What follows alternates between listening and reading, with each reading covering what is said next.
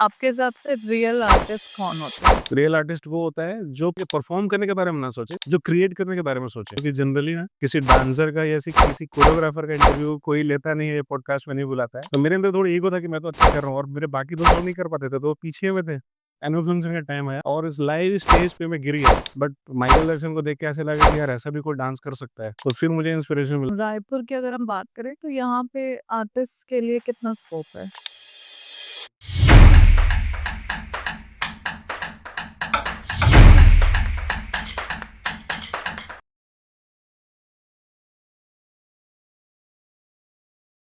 Hello and welcome to Let's Connect and Grow Together. Today's episode is about art, rhythm and passion that speaks without words. जो हमारे आज के guest हैं वो एक versatile व्यक्तित्व के धनी हैं, हम कह सकते हैं, जो थिएटर आर्टिस्ट भी हैं, कोरियोग्राफर भी हैं और एक एंटरटेनमेंट कंपनी के पीछे का बैकबोन भी हैं। So please welcome Mayank Srivastava ji. नमस्ते sir, hello and welcome to our channel. Thank you so much ma'am. सबसे पहले मैं जितने भी डांसर्स हैं हमारे रायगढ़ में, रायपुर में, सबके तरफ से मैं आपको धन्यवाद देना चाहता हूँ, क्योंकि जनरली ना किसी डांसर का या किसी कोरियोग्राफर का इंटरव्यू कोई लेता नहीं है, पॉडकास्ट में नहीं बुलाता है। नहीं I am really thank you for that नहीं कि आप सर, मुझको आप लोगों के लिए अगर कुछ ऐसा कह जाएं जिनसे वो मोटिवेट हो, इंस्पायर हो, तो यही हमारा मोटो है। बिल्कुल बिल्कुल बिल्कुल, मैं अपने बारे में बताऊंगा काफ़ी कुछ। हम शुरुआत भी करते हैं कि आप आपकी जर्नी कैसे शुरू हुई? मैम जर्नी मेरी थोड़ी इंटरेस्टिंग है। अच्छा। एक्चुअली स्कूल टाइम से मैं बताऊंगा थोड़ा। स्कूल में एक इंसिडेंट हुआ था मेरे साथ, और हम लोग मेरे ख्याल से 9th या 10th की बात है। हम लोग सारे दोस्त मिलकर के एनुअल फंक्शन के लिए प्रिपेयर कर रहे थे। एंड दैट टाइम ऐसा हुआ कि 1 महीने जो है ना हमने पूरे रिहर्सल करी, और मेरे अंदर थोड़ा एक वो था, मतलब एटीट्यूड था, क्योंकि जो हमारे सर जो सिखाते थे वो सारे स्टेप्स जो है मैं बहुत इजीली कर लेता था। तो मैं सेकंड लीड में था और मेरा एक दोस्त था गोलू, वो फ्रंट लीड पे था। तो मेरे अंदर थोड़ी ईगो था कि मैं तो अच्छा कर रहा हूँ और मेरे बाकी दोस्त लोग नहीं कर पाते थे, तो वो पीछे में थे। और 1 महीना हमने डांस रिहर्सल किया, एनुअल फंक्शन का टाइम आया और इस लाइव स्टेज पे मैं गिर गया परफॉर्मेंस के दौरान। एंड देन इतना मजाक मेरा बनाया दोस्त लोग, क्या बड़ी बड़ी बात कर रहा था, ये कर दूंगा वो कर दूंगा। तो डांस परफॉर्मेंस मेरा पूरा खराब हो गया। तो उसके बाद ये हुआ ना कि मन में आया कि ना कि डांस करना है बस। मतलब ऐसा नहीं था कि किसी को आगे जाके कोई बच्चों को सिखाऊंगा, ये इवेंट में कोरियोग्राफी करूंगा या समथिंग, थिएटर में भी आ जाऊंगा, ऐसा मैंने सोचा नहीं था। बस इतना था कि डांस अच्छा करना है, कि स्टेज पे गिरना नहीं है दोबारा, बेइज्जती नहीं करवानी है। तो उस चक्कर में मैंने डांस क्लास ज्वाइन किया और मैंने स्टेज मंच वगैरह तलाशना शुरू किया। तो फिर वो धीरे धीरे पैशन बन गया, फिर धीरे धीरे कैरियर बन गया। और वही है, मतलब समझ लीजिए कि एक टाइम था 2011-12 के आसपास की बात है। तो कुछ मेरे सीनियर्स हैं जो छत्तीसगढ़ में, उनका नाम भी मैं लेना चाहूँगा। जी। मेरे एक सर हैं योगेश मित्तल सर, और एक सर हैं जो रायपुर में ही रहते हैं, महेश चंद्राकर सर। तो इन लोगों से मैं प्रॉपर डिस्कस करता था डांस वगैरह के बारे में। तो उन लोगों ने मुझे सजेस्ट किया कि छोटे बच्चों को जैसे डांस सिखाओगे ना, तो तुम्हारी इनकम थोड़ी बहुत जनरेट हो जाएगी। तो ऐसे मैंने शुरू किया डांस सिखाना बच्चों को। तो वो शुरू हुआ था वो इंसिडेंट से कि मैं गिर गया, उसको ओवरकम करना है, बट वो फिर कैरियर बन गया बाद में। वो ही आपका पैशन। वही पैशन बन गया, कैरियर बन गया, वही चीज़। तो फिर वहां से थिएटर आर्टिस्ट ये कैसे हुआ? वो ऐसा है मैम कि ना अम, मैं डांसर्स के बीच में सराउंडिंग जब रहता था ना, जब हमारी जो डांसिंग कम्युनिटी है, तो मुझे ऐसा लगता था कि शायद जो है मेरे अंदर एक दूसरी पर्सनैलिटी भी है, शायद कि एज अ आर्टिस्ट। क्योंकि अगर आप सिमिलर देखें एक्टिंग में ना, जो हमारे हाथ पाँव के मूवमेंट होते हैं सेम डांस में भी है। एक्सप्रेशन, चेहरे के एक्सप्रेशन बनाए वो डांस में भी है, सेम दोनों में है। सिंगिंग जो है आप पर्दे के पीछे से भी कर सकते हैं, ज़रूरी नहीं कि आपको स्टेज पे आने की ज़रूरत नहीं है। आप मतलब कैमरे के पीछे या पर्दे के पीछे से आप सिंगिंग कर सकते हैं, बट डांस के लिए आपको सामने आना पड़ेगा, एक्टिंग के लिए आपको सामने आना पड़ेगा। तो मुझे ऐसा लगा कि शायद मेरे अंदर एक एक्टर भी है, तो मैं थिएटर ज्वाइन करूँ, क्योंकि मैंने बचपन में स्कूल में कुछ नाटक वगैरह में भी पार्टिसिपेट किया था। तो इसलिए मैंने, मेरे जो गुरु थे थिएटर के, अजय आटले भाऊ, मैं उनसे मैंने कांटेक्ट किया। तो उनका ग्रुप था इंडियन पीपल थिएटर एसोसिएशन, जो कि रायगढ़ का है, वहाँ पर मैंने ज्वाइन किया ग्रुप। बहुत साल तक मैंने थिएटर किया, लगभग मैंने 2014 से जो है 2022 तक जो है मैं उनके ग्रुप में रहा। अनफॉर्चुनेटली कोरोना में जो है उनकी डेथ हो गई, अजय आटले। भाऊ हम लोग उनको भाऊ बोलते थे, मतलब क्योंकि वो महाराष्ट्रियन थे, अच्छा। तो हम लोग उनको भाऊ बोलते थे। तो वो एक समझ लीजिए एक मेरे आइडियल हैं, वो मेरे आदर्श हैं, वो अजय आठले। उनके मार्गदर्शन में मैंने एक्टिंग सीखा, और एक्टिंग क्या है, मैंने बहुत कुछ सीखा है अजय आठले सर से। और समझ लीजिए स्टेज डेकोरेशन कैसे होता है, स्टेज पे लाइटिंग कैसे होती है, और वो मुझे बोलते थे कि कोरियोग्राफी करो बच्चों को। तो मैं बच्चों को जब सिखाता था तो वो एडवाइस देते थे कि इनको इस तरह का कॉस्ट्यूम पहनाओ, इनको ऐसे फॉर्मेशन में खड़े करो। तो मैंने काफ़ी कुछ सीखा अजय आठले सर से। उनकी बदौलत ही जो है मुझे मोटिवेशन मिलता है कि मैं आगे काम कर।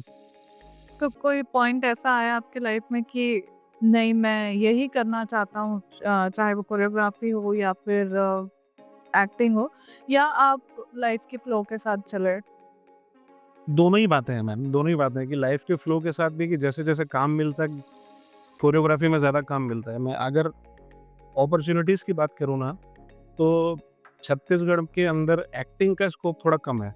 थिएटर का स्कोप या एक्टिंग का स्कोप बहुत कम है, और कोरियोग्राफी का भी नहीं है, कोरियोग्राफी का भी उतना नहीं है, लेकिन थोड़ा बहुत है। थोड़ा बहुत ये है कि जैसे आपको अगर फ़िल्म नहीं मिल रही है तो म्यूज़िक एल्बम मिल जाएगा। म्यूज़िक एल्बम नहीं मिला तो कम से कम कोई वेडिंग का काम मिल जाएगा आपको, इवेंट का काम मिल जाएगा। अगर वो नहीं हुआ तो किसी स्कूल कॉलेज में आपको कोरियोग्राफी का काम मिल जाएगा। तो थोड़ा बहुत डांस टीचिंग का या कोरियोग्राफी का स्कोप थोड़ा बहुत तो है कि आप कम से कम अपना घर चला सकते हैं। बट एक्टिंग का स्कोप तो बहुत ही कम है। साल में 1 आध बार आपको कोई फ़िल्म मिल गई या कोई रोल मिल गया, या फिर साल में 1 आध 2 बार आपने नाटक कर लिया, थिएटर कर लिया, बस उतना ही है। तो ये भी बात है कि फ़्लो के साथ भी मैं चल रहा हूँ, और अगर मन में है कि वो काम मिले, तो मतलब मेरे मन मुताबिक काम मिलता है तो वो करता हूँ। ज़्यादातर तो मैं अपने आप को as a actor he present करना चाहता हूँ, लेकिन मेरी शुरुआत तो डांस से हुई थी, तो मैं उसको छोड़ नहीं सकता। मतलब मैं डांस को छोड़ दूँगा नहीं, तो डांस आप डांस आप मुझे इंस्पिरे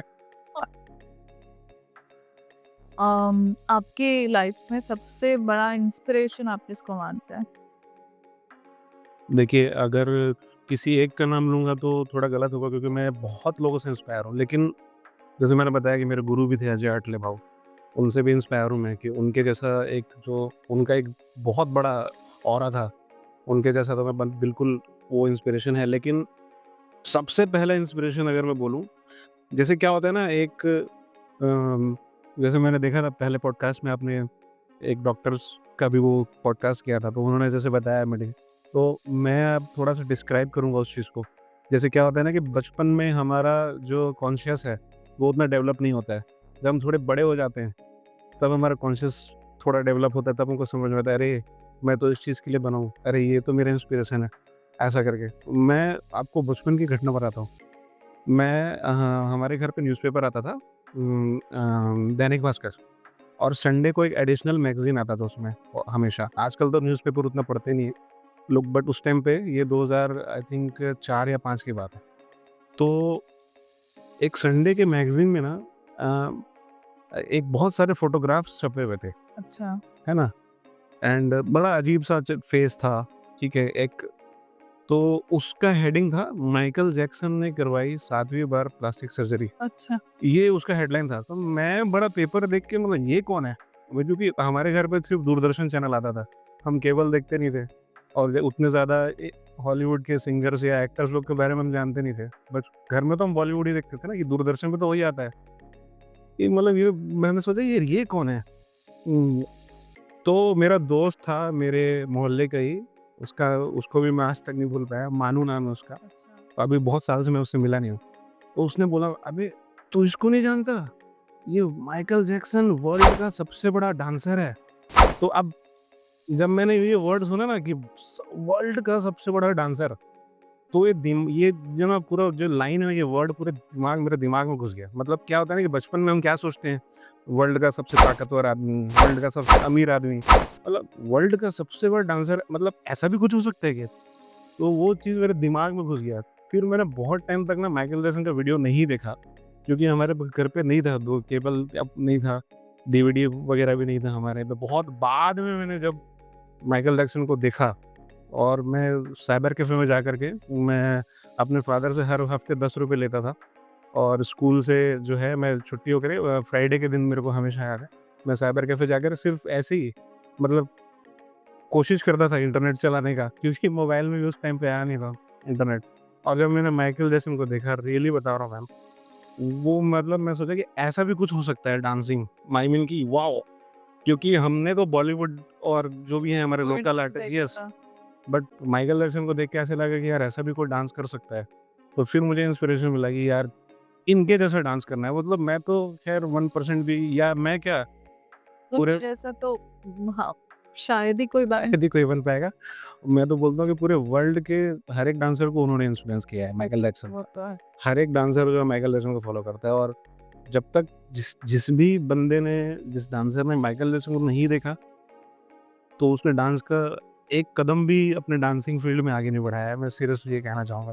क्योंकि अगर जो माइकल जैक्सन को एक बार देख ले, एक डांसर, तो वो उसका दिमाग पूरा बदल जाएगा। एवरीथिंग, मतलब उसके परफॉर्मेंस में, उसके कोरियोग्राफी में, सब उसकी क्रिएटिविटी में पूरा सब कुछ बदल जाएगा।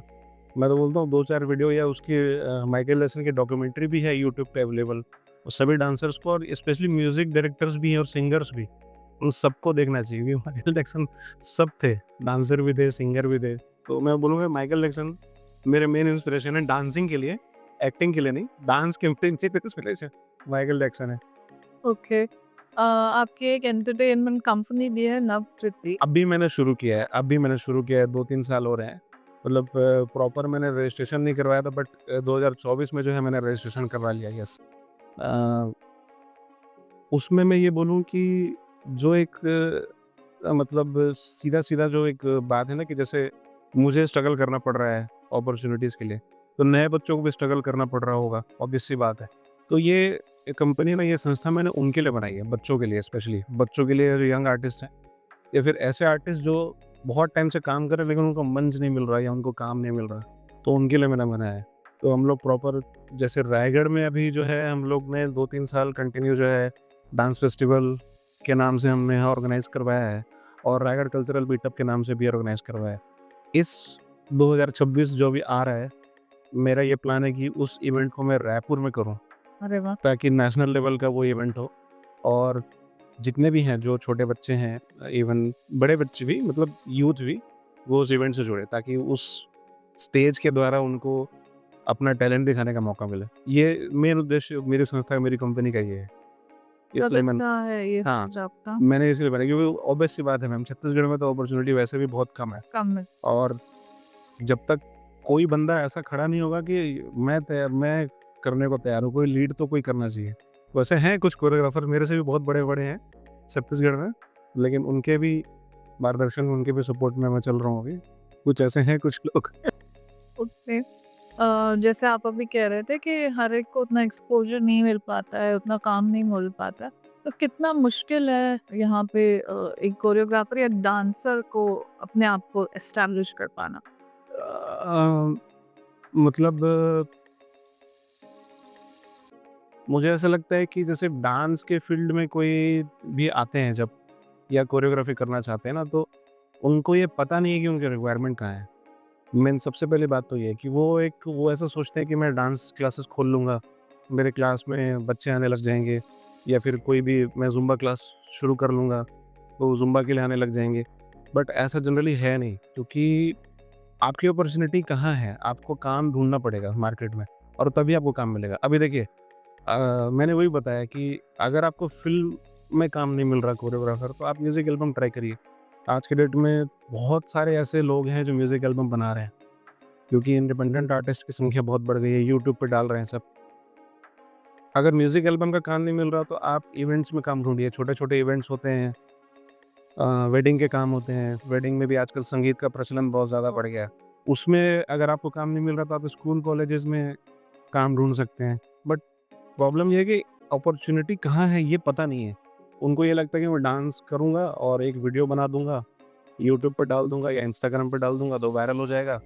वो ये सोचते हैं, और वो फिर उसमें लगे पड़े हैं, उनका टाइम वेस्ट हो रहा है, और वो वायरल भी नहीं हो रहे हैं, ना तो उनको कोई इनकम हो रही है, ना तो कोई अपॉर्च्युनिटी मिल रही है। तो वो ऑफ़लाइन अगर ट्राई करें तो उनको ज़्यादा अपॉर्च्युनिटी मिलेगी, मेरे हिसाब से। तो ऑनलाइन मतलब सिर्फ़ इतना ही है कि आपका एक स्टेटस क्रिएट होता है, इंस्टाग्राम पे या यूट्यूब पे या सोशल मीडिया पे, कि हाँ, आप एक डांसर हैं, दैट्स इट। बट ऑफ़लाइन अगर काम ढूँढे तो ज़्यादा मिलेगा। ये इस बहुत अच्छी टिप दी है आपने।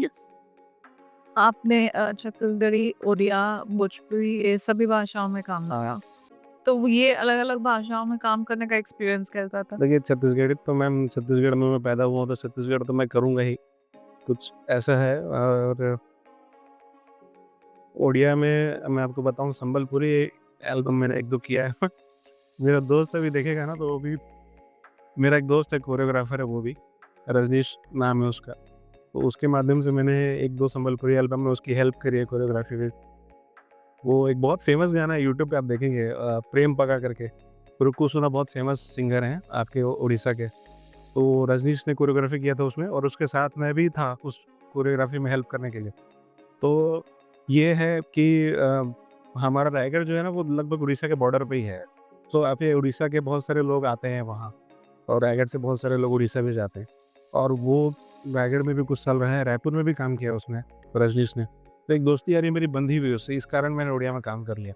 और भोजपुरी में ऐसा है कि तो उसके लिए भी थोड़ा-सा, मतलब मुझे ऐसा लगता है, एक बंदा था जो शूटिंग के लिए आया हुआ था हमारे रायपुर में। अच्छा। तो उसने ऐसा किसी ने उसको बताया कि आप लोकेशन जो है ना, उस सर का भी मैं नाम नहीं लूँगा, वो सर बोलेंगे कि आप मेरा ऊपर काम कर रहा है। तो वो सर को उसने अप्रोच किया, उस एक्टर ने, भोजपुरी एक्टर है वो। और उन्होंने जब अप्रोच किया ना, तो उसने बोल दी उन्होंने सर ने बोल दिया कि तू मैंग से कॉन्टैक्ट कर ले। देन वो इतना गंदा गाना है, भोजपुरी मुझे बताते हुए भी शर्म आ रही। तो मैंने वो कोरियोग्राफ किया। अब भोजपुरी गाने तो आप समझ सकते, हालाँकि अच्छे गाने भी हैं भोजपुरी में, बहुत अच्छे-अच्छे गाने भी हैं, बट वो गाना थोड़ा अजीब-सा था। तो मैंने खैर कोरियोग्राफी, क्योंकि मेरा प्रोफ़ेशन है, मुझे तो भई पैसे मिल रहे थे उस काम के, तो मैंने कर दिया, उसको कोरियोग्राफ किया मैंने 2 दिन। और उसके बाद फिर वो उन्होंने एल्बम वगैरह शूट किया, फिर वो लोग चले गए वापस। हाँ, उन लोग का कुछ था ऐसा सीन कि वो स्टोरी ऐसे क्रिएट होती है कि वो लोग छत्तीसगढ़ आते हैं, कुछ फ़िल्म में ऐसा कुछ था। तो एक्सपीरियंस यही है कि ना, आर्टिस्ट तो आर्टिस्ट ही है, चाहे वो उड़िया हो, छत्तीसगढ़ी हो, या भोजपुरी या हिंदी, कोई सा भी लैंग्वेज का हो, आर्टिस्ट तो आर्टिस्ट है। बट काम करने का तरीका थोड़ा-सा मुझे लगा कि उड़ीसा में थोड़ा ज़्यादा प्रोफ़ेशनल है। हाँ, उड़ीसा के आर्टिस्ट थोड़े ज़्यादा प्रोफ़ेशनल हैं, मुझे ऐसा लगा। क्योंकि वो लोग शायद पहले से कर रहे हैं, उनकी इंडस्ट्री शायद ज़्यादा पुरानी है, ये हो सकता है, बट वो लोग थोड़े ज़्यादा प्रोफ़ेशनल। उड़ीसा में भी काफ़ी अच्छी मूवीज़ बहुत, हाँ, उड़ीसा, क्योंकि वो बहुत पुरानी लैंग्वेज भी है उड़ीसा, उड़िया लैंग्वेज जो है बहुत पुरानी लैंग्वेज है।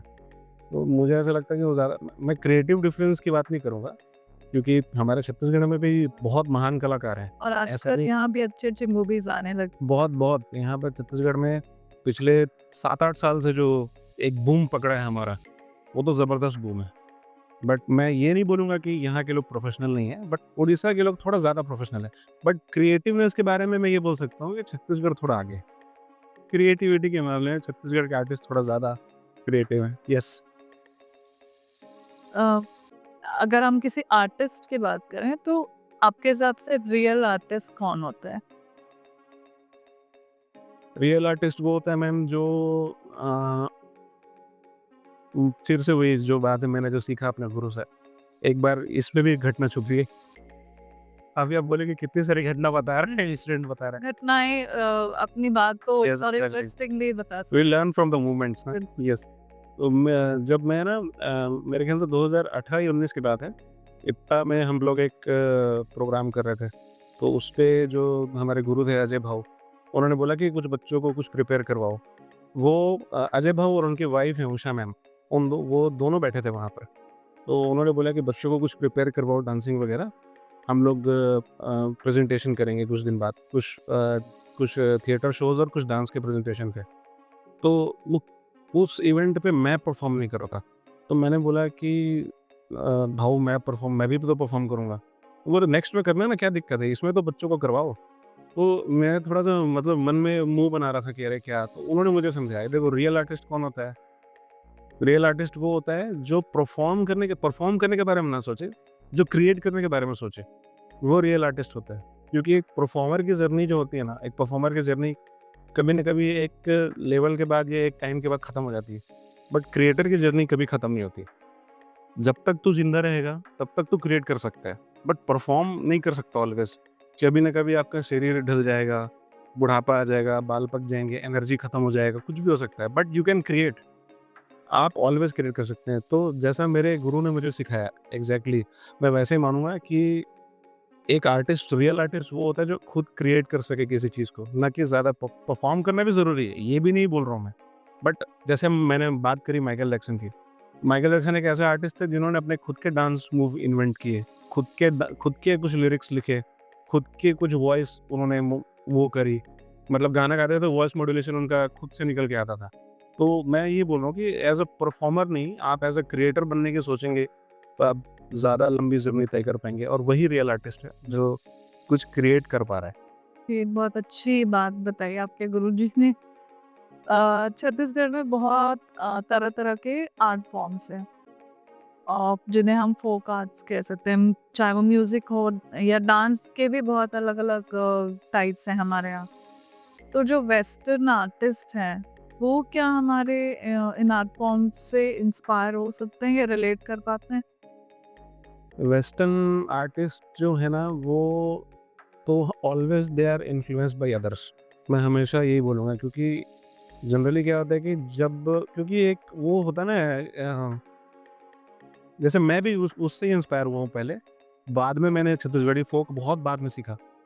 मुझे तो पहले वेस्टर्न ही करना था, क्योंकि मैं माइकल जैक्सन, ऋतिक रोशन ये लोग को, और ये सब क्या होता है कि उसमें एक स्टाइल दिखता है, एक स्वैग दिखता है वेस्टर्न में। अरे यार! ये ऐसा कपड़े, इस तरह के स्टाइलिश कपड़े पहन के आ रहा है कोई, या कोई एक अच्छा सा मतलब कुछ ऐसा यो-यो, मतलब एक ना एक अलग सिनेरियो है पूरा वेस्टर्न आर्ट का। तो लोग उससे पहले प्रभावित होते हैं। बट अगर जेनुइनली देखा जाए, जनरली जो हमारा फ़ोक आर्ट है छत्तीसगढ़ का, उसके बारे में तो लोगों को ज़्यादा बताया नहीं जाता था पहले। अब बताया जा रहा है, क्योंकि प्रशासनिक जो दबाव है, प्रशासन काम कर रही है, और कुछ आर्टिस्ट जो हैं वो शासन और प्रशासन के साथ मिलकर के काम कर रहे हैं।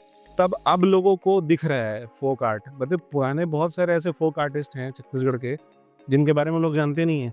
उन्होंने नेशनल, इंटरनेशनल उन्होंने उपलब्धि उनके पास है, लेकिन उनको मालूम नहीं है। पहले के टाइम पे स्कूल्स में भी जो है वो छत्तीसगढ़ी फ़ोक वगैरह ऐसा सिखाया नहीं जाते थे। बट अब प्रशासन का ऐसा हो गया है कि आपको एक स्कूल में एक छत्तीसगढ़ी फ़ोक रखना ही है एनुअल फंक्शन में। आपको ये जो हमारे 15 अगस्त और 26 जनवरी को जो प्रोग्राम होते हैं, राज्योत्सव होते हैं, हमारे रायगढ़ में चक्रधर समारोह होता है, तो उसमें जनरल ये है ही कैटेगरी कि आपको छत्तीसगढ़ी फ़ोक करना ही है, और उसमें आर्टिस्ट आते हैं। उसमें ऐसा नहीं है कि जो आप आर्टिस्ट अपना खुद से प्रिपेयर करे, एप्लीकेशन दे, आए, दिखाए अपना परफॉर्मेंस, बट छत्तीसगढ़ी फ़ोक होना चाहिए। इतने सारे फ़ोक हैं, राउत नाचा है, हमारा कर्मा है, हमारा सुआ नृत्य है, और सबसे बड़ी बात ये है कि इस पूरा इन्फॉर्मेशन कलेक्ट करने में कितने सारे साहित्यकार, कितने सारे कलाकार, कितने सारे म्यूजिशियन जो हैं काफ़ी सालों से लगे हुए हैं, पूरा इन्फॉर्मेशन कलेक्ट करने में। उसके बाद ये हमारा छत्तीसगढ़ी फ़ोक इतना एस्टेब्लिश हो पाया। तो एक मतलब मैं तो ये बोलता हूँ कि इन्फ्लुएंस होने वाली कोई बात नहीं है। अगर कोई वेस्टर्न आर्टिस्ट छत्तीसगढ़ी फ़ोक को थोड़ा-सा समझ ले ना, तो फिर वो वही करेगा। उसको उसी काम में मज़ा आएगा कि मैं छत्तीसगढ़ी फ़ोक ही करूँगा। तो ये चीज़ है ना कि जो छत्तीसगढ़ी गाने भी बनते हैं, उसमें भी प्योर फ़ोक जो है गाने बहुत कम बन रहे हैं। आपको अगर मैं जनरली बताऊँ, जो बहुत फ़ेमस गाने हैं हमारे नितिन दुबे भैया जो हमारे रायगढ़ के ही, जो भी फ़िल्म में भी काम कर रहे हैं, उनका बहुत फ़ेमस गाना है रायगढ़ वाला राजा। ठीक है, वो भी फ़ोक प्रॉपर नहीं है, वो थोड़ा-सा बॉलीवुड टच पे ही है वो गाना। मतलब वो गाना बहुत अच्छा है, नो डाउट, बहुत सारे ऐसे गाने हैं, बट फ़ोक के नाम पे जो प्रॉपर फ़ोक है कि हमको सुआ म्यूज़िक बजाना है या कर्मा म्यूज़िक हम बजा रहे हैं, वो बहुत कम है, बहुत कम। और बहुत कम आर्टिस्ट हैं जो फ़ोक के लिए काम कर रहे हैं। ये छत्तीसगढ़ी लैंग्वेज अलग है, बस उस लैंग्वेज में भी थोड़ा डिफरेंशिएशन है कि प्योर फ़ोक अलग है, और एक छत्तीसगढ़ी सॉन्ग, छत्तीसगढ़ी म्यूज़िक, दोनों में थोड़ा डिफरेंस है। तो अगर छत्तीसगढ़ी फ़ोक को थोड़ा समझे आर्टिस्ट ना, तो फिर तो वही काम करेगा वो। जी। अ, आप एक्टर भी हैं, कोरियोग्राफर भी हैं, आपकी कंपनी भी है और आप एक कल्चरल एक्टिविस्ट भी हैं। तो ये सब चीज़ें एक साथ कैसे मैनेज करते हैं? देखिए, कल्चरल एक्टिविस्ट जो है, कुछ लोगों ने मुझे बोलना शुरू कर दिया, तो मैंने अपने नाम के आगे लगाना शुरू कर दिया कल्चरल एक्टिविस्ट, क्योंकि वो ऐसा हुआ ना कि मैं बहुत सारे आर्टिस्ट लोग को मैंने मंच दिया है अपने प्रोग्राम में, रायगढ़ में जो इवेंट होता है उसका। अब मैं कोशिश कर रहा हूँ कि रायपुर में, बट वही, जैसे टाइम मैनेज की बात है, तो मैं यही कहूँगा कि एक्टिंग का तो काम वैसे भी मेरे पास है नहीं, ठीक है? मैं अभी भी एज़ अ एक्टर अपने आप को कहीं न कहीं एस्टैब्लिश यस, एस्टैब्लिश करने की कर कोशिश कर रहा हूँ, क्योंकि अपॉर्च्युनिटी और हाँ, नहीं है। दूसरी बात ये कि कोरियोग्राफी का काम कहीं न कहीं मिल जाता है ना? और उससे थोड़े बहुत पैसे आ जाते हैं। तो कोरियोग्राफी का काम कहीं न कहीं चल रहा है, स्कूल्स में चल रहा है, कुछ एक आध म्यूज़िक एल्बम मिल जाते हैं 2-3 महीने में, स्कूल के काम मिल इवेंट के काम मिल जाते हैं, तो वो चल रहा है अपना। और कंपनी भी अभी उतनी एस्टेब्लिश नहीं हो पाई है। अभी अभी ये बोलिए कि साले 6 महीने में हम 1 ही 2 प्रोजेक्ट ही कर पा रहे हैं। बट ये है कि हमारे साथ कोलैबोरेशन जो है बहुत बड़े-बड़े लोगों ने किया है, छत्तीसगढ़ के। हमारे साथ कोलैबोरेशन बहुत बड़े-बड़े लोगों ने किया है। तो वो चीज़ जो है कि उसमें कोई बड़ा प्रोजेक्ट अभी नहीं है। मैं प्रोड्यूसर ढूँढ रहा हूँ कि मैं खुद फ़िल्म बना सकूँ अपने नवाकृति जो मेरी कंपनी है उसके बैनर में। बाकी टाइम मैनेज हो जाता है। मैंने बताया कि कोरियोग्राफी ज़्यादा काम कर रहा हूँ मैं, इसलिए बाकी सारे काम बहुत कम हैं, तो टाइम मैनेज अपने आप हो जाता है। नहीं, लेकिन धीरे-धीरे आपकी कंपनी भी ग्रो हो और आपको और काम मिले, हम यही आशा करते हैं। रायपुर की अगर हम बात करें तो यहाँ पे आर्टिस्ट के लिए कितना स्कोप है? अ, मैं अगर बोलूँ कि जो छत्तीसगढ़ के दूसरे शहर हैं, उसके अकॉर्डिंगली रायपुर में थोड़ा ज़्यादा स्कोप है, क्योंकि इवेंट्स वगैरह यहाँ ज़्यादा होते हैं, फ़िल्में बन रही हैं, म्यूज़िक एल्बम्स भी ज़्यादा बनते हैं और ऑब्वियस सी बात है कि स्कूल कॉलेजेस भी रायपुर में ज़्यादा हैं। तो यहाँ पर दूसरे शहरों के अकॉर्डिंग थोड़ा स्कोप तो ज़्यादा है, अपॉर्च्युनिटीज़ ज़्यादा हैं, बट जितनी अपॉर्च्युनिटीज़ है उतना ज़्यादा कॉम्पिटिशन भी होगा, सीधी-सी बात है। क्योंकि लोगों के पास ऑप्शन होता है, अब कोई अगर म्यूज़िक एल्बम बनाना चाहता है और उसके पास अगर अच्छा खासा बजट है, तो वो यही सोचेगा कि मैं ज़्यादा बजट दे करके किसी बड़े कोरियोग्राफर को हायर करूँ और वो मेरे सॉन्ग को अच्छे से कोरियोग्राफ करे, ऐसा कुछ। स्कूल वाले भी वही सोचेंगे कि मेरे पास बेस्ट से बेस्ट कोरियोग्राफर आए। कॉम्पिटिशन भी है बट अपॉर्च्युनिटीज़ भी है, जो अगर ऐसा है कि यहाँ पर थोड़ी मेहनत के साथ अगर काम किया जाए, थोड़ा-सा स्ट्रगल अगर मतलब दिन-रात एक मेहनत जो बोलते हैं ना, जी। उसके साथ थोड़ा काम किया जाए तो थोड़ी अपॉर्च्युनिटी तो रायपुर में है, दूसरे शहरों के अकॉर्डिंग।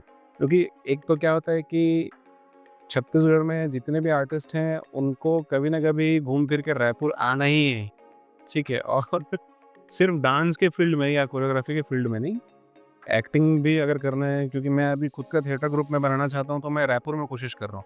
क्योंकि मुझे पता है वो रायगढ़ में नहीं हो सकता, क्योंकि वो उतने जागरूक नहीं है लोग रायगढ़ में। पहले थे, मैं ये रायगढ़ की बुराई नहीं कर रहा ना, रायपुर की तारीफ़ भी नहीं कर रहा। मैं ये कंपेयर उस वजह से नहीं कर रहा, मतलब एज़ अ अपॉर्च्युनिटी मैं कंपेयर कर रहा हूँ। ये रायपुर में थोड़ा-सा अपॉर्च्युनिटीज़ हैं। यहाँ पर बच्चे हैं, यहाँ पर यूथ ज़्यादा है, तो कहीं न कहीं मैं ये बोलूँगा कि एक बंदे ने मना किया, तो दूसरा बंदा हाँ ज़रूर बोलेगा, यहाँ पर। और शायद ये भी है कि आसपास के जो एरियाज़ हैं वहाँ के लोग भी रायपुर ही आते हैं यस, रायपुर है। अपने काम की तलाश काम के लिए बहुत सारे हैं, मतलब हैं कि आपको अगर कोई मंत्रालय का काम करना है, तो वो रायपुर में ही है। यस। आपके चीफ मिनिस्टर भी रायपुर में ही रहेंगे। जितने भी विभाग के सरकारी विभाग के जो हेड ऑफ़िस है, वो रायपुर में ही हैं। ये बड़े इवेंट्स बड़े इवेंट्स सब रायपुर में ही होते हैं। अब राज्योत्सव सबसे बड़ा रायपुर में ही होता है। तो मेरे हिसाब से रायपुर में थोड़ी ज़्यादा अपॉर्च्युनिटीज़ तो हैं, बट साथ में कॉम्पिटिशन भी है। ही है बट यस। आशा करते हैं कि आप जो चाह रहे हैं वो हो। Thank you ma'am, thank you so much.